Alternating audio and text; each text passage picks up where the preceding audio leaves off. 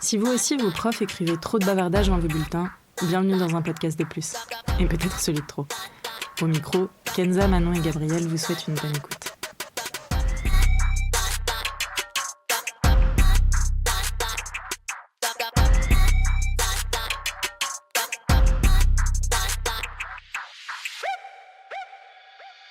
Bonjour et bienvenue dans ce nouvel épisode d'un podcast de plus. Si vous êtes ici, c'est sûrement pour écouter la dernière partie du témoignage de Lou, qui est venue nous parler du deuil périnatal. C'est un sujet qui peut être difficile à entendre, donc surtout, écoutez-vous.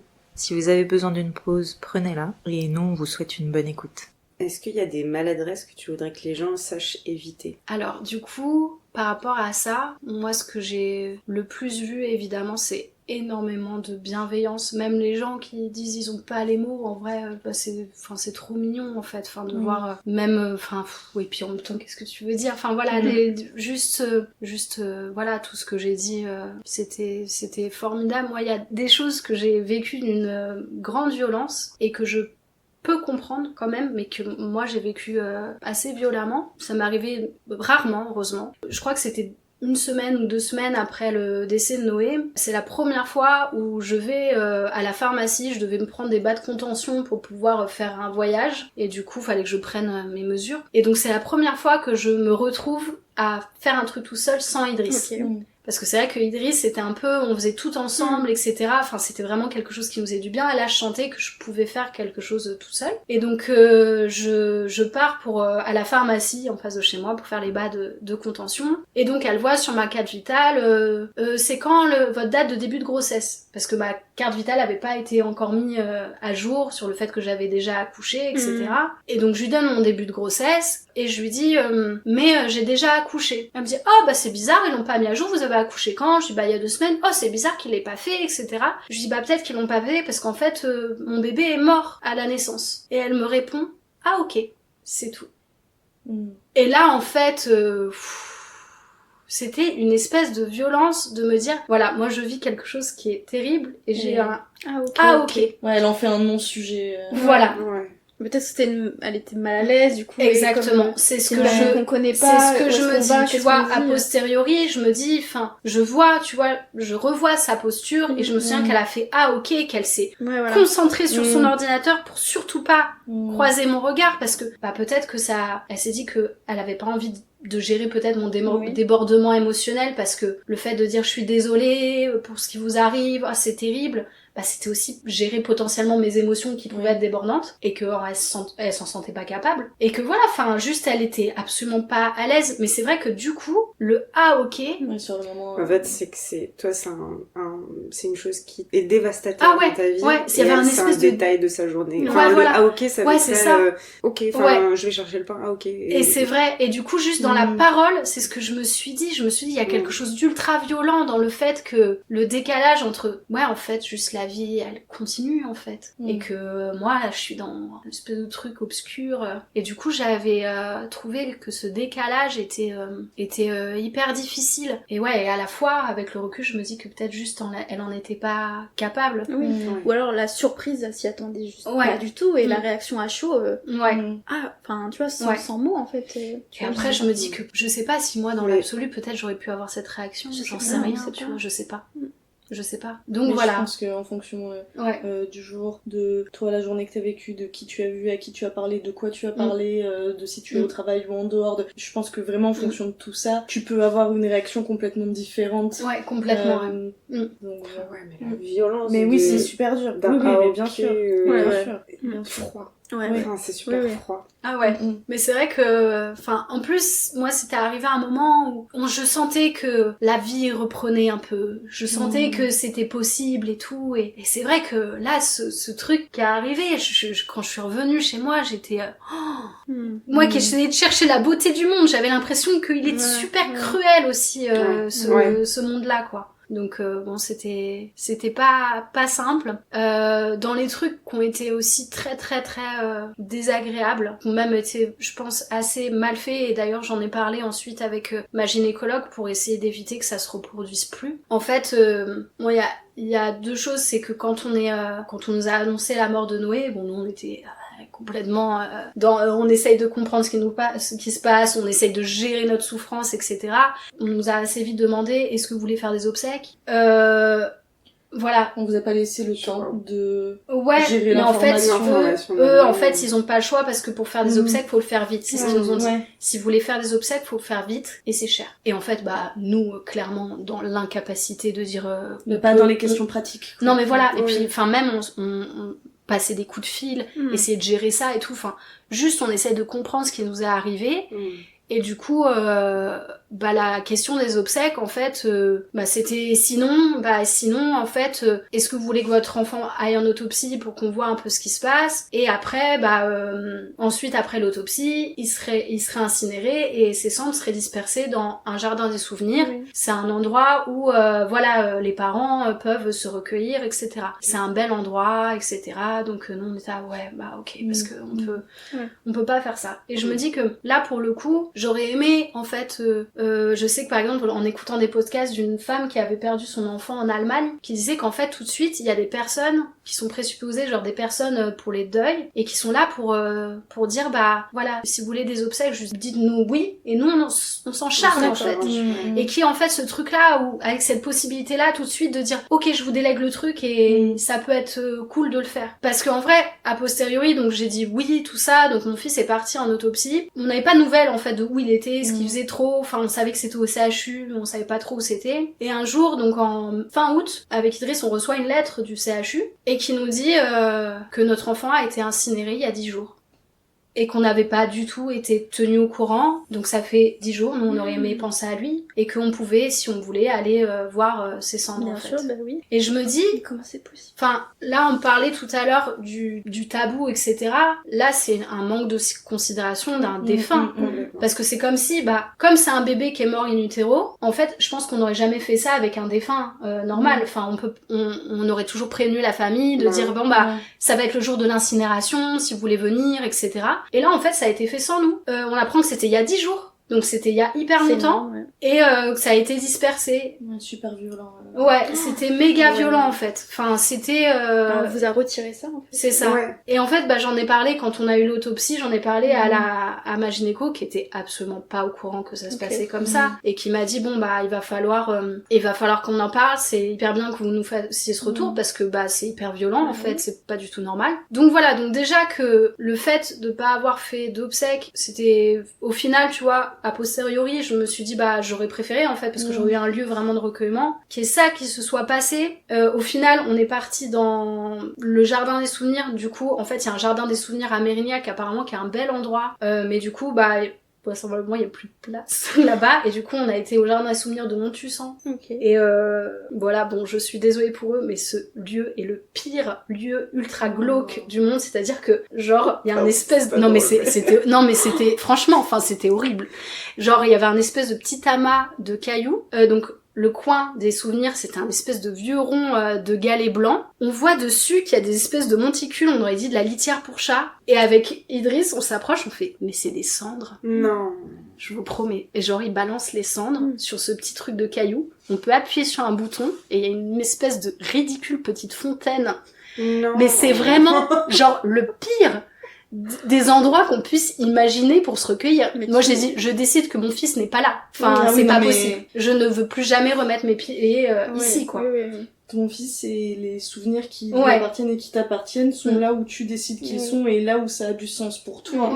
Pas sur 3 galets avec une petite fontaine, vraiment. Tu vois, c'est ridicule. Moi, c'est vrai que je sens que je peux me recueillir au bord de la mer, en face des vagues, sur un super beau paysage, mais mais c'est vrai que, ça, pour le coup, ils ont merdé grave. Il va falloir, qui revoit tout ça, qui revoit ça, parce que qui repense le lieu, quoi, déjà. Et la façon de faire tout court. La façon de faire, tout.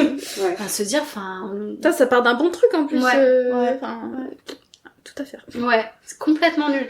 Et donc, le podcast que j'entendais en Allemagne, tu vois, il y a tout de suite des gens qui disent, en fonction de ta spiritualité, etc., il y a cette manière-là, vous pouvez mettre les cendres ici, etc. Du coup, ça te permet quand même une réflexion, et t'as vraiment un vrai accompagnement. Et là, du coup, en France, c'est un peu... Encore en avance, les Allemands. Ouais.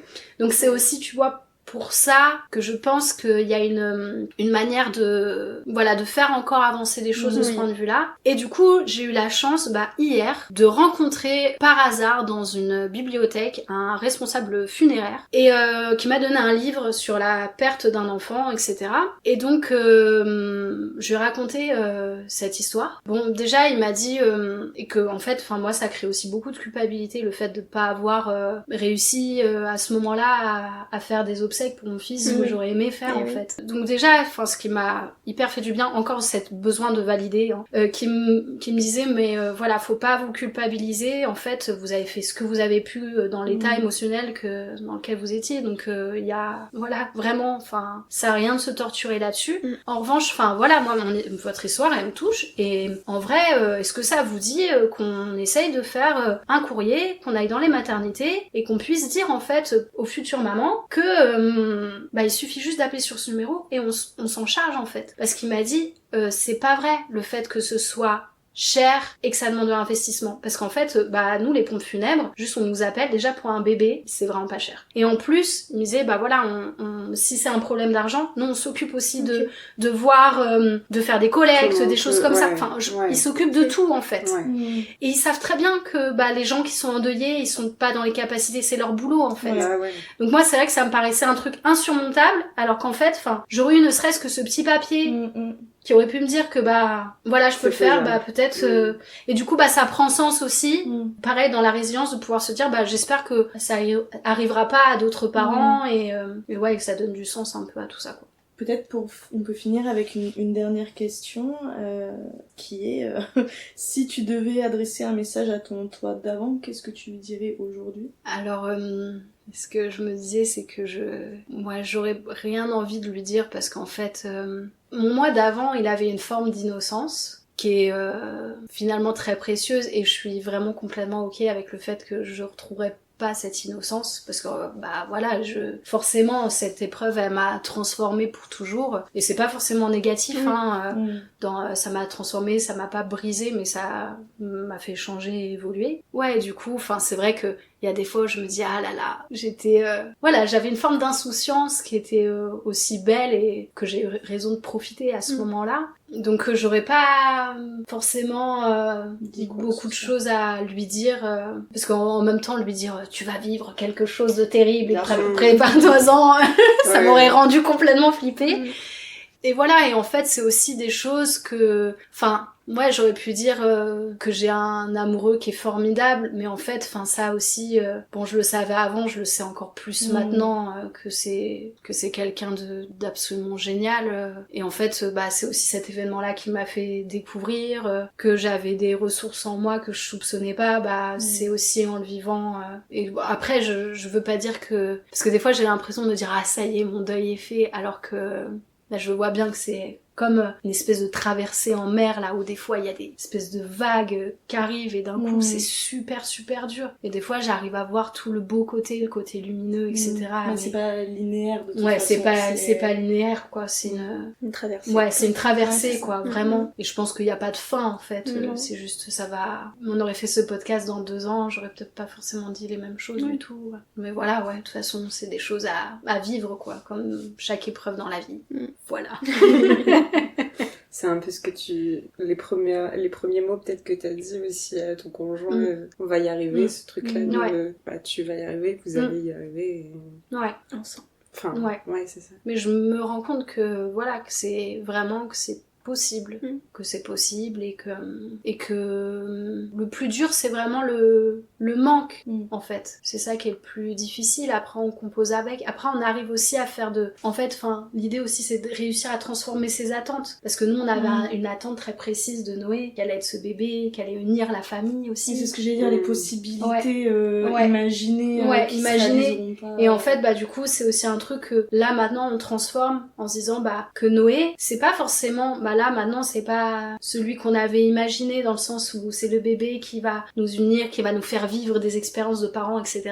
Mais en fait c'est autre chose. Noé ça va être notre force, ça va être notre regard beau et aimant sur le monde, parce que c'est notre bébé, notre lumière, notre bébé parfait, donc c'est autre chose, c'est pas ce dont on s'attendait, mais qui est pas plus Moi, je trouve que justement, finalement, il vous a unis. Plus que jamais, en fait, d'une autre façon, mais il vous a vraiment unis. Ouais, complètement. Pas la manière dont on s'attendait, mais il l'a quand même fait. Ouais. De ce que tu nous as raconté. Ouais, et voilà, et réussir à composer avec ça. Petit à petit. Ouais. Bah merci beaucoup d'avoir discuté avec nous, franchement. Désolée. J'espère que ça t'a fait Oui, moi j'espère que vous ça allait aussi parce que c'est vrai que je vous ai balancé plein de trucs et tout. C'est super émouvant et forcément il y a énormément d'empathie et même si on l'a pas vécu et peut-être qu'on le vivra jamais. Bah, j'espère pour vous. Mais il y a forcément ça empêche pas. C'est toujours bénéfique à entendre ce genre de choses aussi parce que ça prépare quelque part n'importe qui, tu vois. Oui, et puis ça permet aussi d'être plus alerté et plus ouvert envers les autres et envers des situations qu'on n'a pas forcément vécues ni d'un côté ni de l'autre et de peut-être être plus capable de faire face ou d'accompagner un jour un proche ou et pas dire d'y être ça bon faut éviter d'y être sensible et puis surtout merci à toi d'être venu en parler parce que ça va forcément faire écho auprès de certaines personnes qui nous écoutent et je suis sûre que ça va en aider et que ça va apporter aussi une forme de soutien et dans tous les cas aider à abolir ce tabou qui ne devrait pas être donc merci à toi d'être venu parler aujourd'hui. Merci de m'avoir écouté. Moi je trouve que c'est un bel hommage à mon fils aussi. De pouvoir avoir cette opportunité-là et merci beaucoup. C'est un très grand honneur pour nous. Oui, pouvoir contribuer à ce que tu rends hommage à ton fils. Super, c'est vraiment, vraiment chouette. Après, je pense qu'il y a aussi un espèce de truc que j'avais pas forcément capté et en parlant avec la gynéco sur au moment de l'autopsie là qui nous disait qu'en fait qui parlait aussi du tabou autour de ça et qui disait le problème c'est que là on est un peu à l'ère dans la maternité de l'accouchement naturel, accoucher à la maison etc. et qui est du coup une bonne chose aussi mais en fait elle nous disait faut pas oublier que parfois en fait ça peut mal se passer quand on part dans des désirs d'accouchement naturel et moi je me suis un peu posé aussi la question de me dire peut-être que je pourrais accoucher à la maison tout ça après je dis pas que c'est mal et qu'il y a des gens qui font ce choix là et c'est cool aussi mais en fait de pouvoir aussi associer les deux en se disant que un accouchement physiologique pas médicalisé c'est possible mais que c'est quand même super bien d'avoir des médecins auprès de soi parce que on sait pas comment ça peut se passer elle nous disait qu'en fait là ce que j'ai vécu avec Noé il y a une femme assez récemment elle l'a vécu en plein accouchement donc en fait là au moins il y a des médecins qui sont là tout de suite etc et en fait on nous a dit aussi que on n'aurait rien pu faire parce que moi de toute façon j'ai pas senti qu'il se passait quelque chose et que les seuls moyens de faire quelque chose c'est quand t'as quelqu'un qui est là avec l'échographie et qui tout de suite réagit et machin etc avant que l'hémorragie elle se fasse etc mais du coup se dire aussi que avoir une réflexion sur une pratique obstétricale qui soit moins invasive plus portée sur le consentement des femmes moi c'est aussi la première fois que j'ai vécu une grossesse, on m'a demandé si j'étais ok pour chaque intervention chirurgicale, pas chirurgicale, mais chaque toucher vaginaux. Moi avant, on posait pas la question. C'est bon, vous êtes prête, je vais est-ce que vous êtes ok? Donc je trouve qu'il y a vachement une avancée par rapport à ça, sur le consentement, sur tout ça, sur le désir aussi, le projet de grossesse, le projet d'accouchement, si on a envie de faire un accouchement plus naturel, sans péridurale, etc., c'est possible, mais se dire aussi que les médecins, c'est genre un allié qui est essentiel, parce qu'en fait, elle me disait qu'à l'époque de nos grands-mères, du coup, les deuils périnataux, donc vraiment à 6 mois de grossesse, c'était un tiers des grossesses. Et là, pour le coup, c'était vraiment le cas à l'époque de nos grands-mères. C'est vraiment pas lointain, quoi. C'est-à-dire que là, avec l'avancée de la médecine, etc., ça tend à réduire ça aussi. Et du coup, aussi, je pense que c'est un message aussi pour se dire aussi que le professionnel médical peut être aussi ultra bienveillant, donc c'est ce qu'on a vécu. Et qu'en fait, c'est encore plus beau quand ils mettent vraiment de l'humain, quoi. Voilà.